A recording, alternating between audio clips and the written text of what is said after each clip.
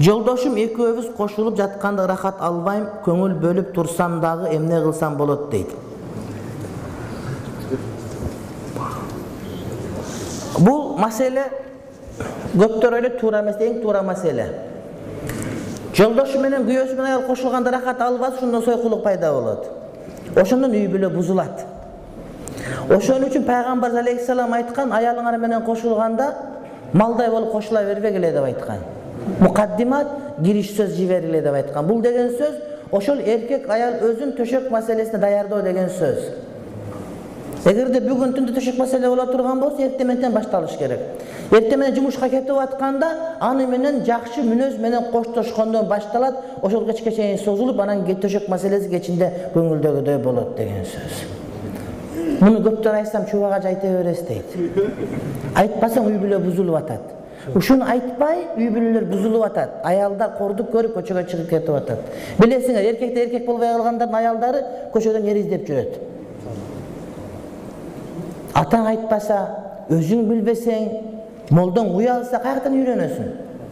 Шариатта шарым жок деген сөз бар. Ошон үчүн эркек аялын ырахат бериш үчүн аракет кылыш керек, ден соолугун чыңдаш керек. Машыгыш керек, атырдын жакшысын коюш керек, тиштерин тазалап жууш керек, колтук башын тазалап жууш керек. Андан эркектин жакшы атыры жыты келип туруш керек.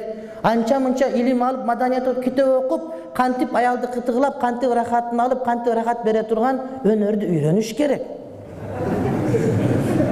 Толтура китеп бар аяктарда, ошону окуш керек анча-мынча. Барып эле ушундай кыймылдап коюп эле коёндой болуп, анан токтой кылып 2 мүнөт бүтүп жатып ала турган болсоң, ал чала өлгөн жыландай болуп, түнү менен сени каргап чыгат. Анан ажырашуу пайда болот. Ошон үчүн бул илим.